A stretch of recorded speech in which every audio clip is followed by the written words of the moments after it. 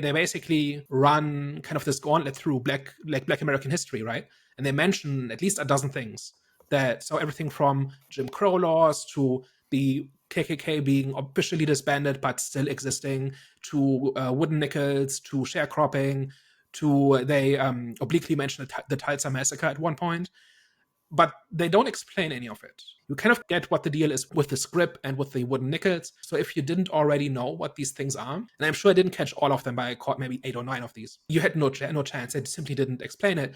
And you could argue this movie doesn't need to explain it because it's made for an audience that knows these things, but at the same time, it's also supposed to be for a general audience, especially with a $90 million budget. So for example, there's the scene where they argue about whether or not the Duke Joint should accept the script and the wooden nickels, and they spend like half a sentence on explaining what they are, but you kind of need to know what the deal is. They didn't really make it as accessible to a wider audience when it comes to understanding, the backstory. But I felt like it was enough. To me, anyways, it felt like it was enough, and I felt like it did what it needed to do to serve the story and sort of kind of progress it to where it needed to go. With the example of the script, is that I felt like they just gave enough of sort of an understanding as to, okay, these workers are sort of not being paid properly and they're not receiving, proper currency. And then you then have the debate between the two brothers as to, okay, what's our responsibility with this and how do we then deal with this? But then you then have the opposite side of things of like, you're trying to build something for the community, you're trying to do something for your people, and you need to make them feel welcome in a world where they don't feel welcome in many places.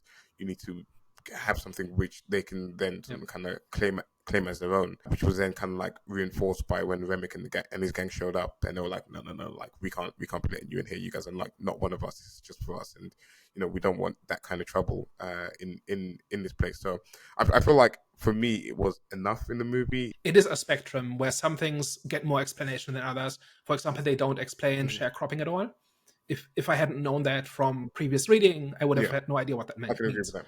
I'm just saying you are drawing attention to this time period, and a whole bunch of people who have not read very much about it are going to watch it. Wouldn't you want them to learn just a little bit? Don't turn it into a history lesson, but have them walk away something they didn't know before. There's one more counter argument I have to that, and that is this is a $90 million movie. This needs somewhere in the neighborhood of $200 million to break even.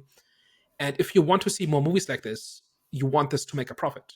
And that means it has to appeal to more than just a niche audience, right? This can't just be for people who like are really into Black American history. This has to be enjoyable to a wider audience. And I think for the most part it is.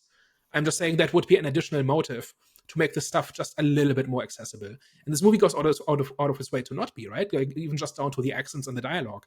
Like, I got most of it, but there's the occasional line I didn't get because the accent was too unfamiliar to me.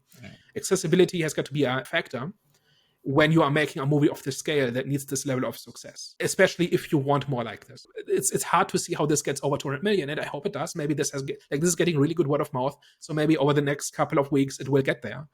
But it might not, right? 200 million is a pretty high bar for a movie like this, for anything that's not an MCU movie, right? People have to remember this is a business. So if a specific kind or type of film isn't bringing in the money, that's why I do hope that this film does end up reaching that 200 million mark. So then, the knock-on effect, hopefully, where a lot of more independent, Black creators will be given chances and will be given the big budgets to, create, Black stories.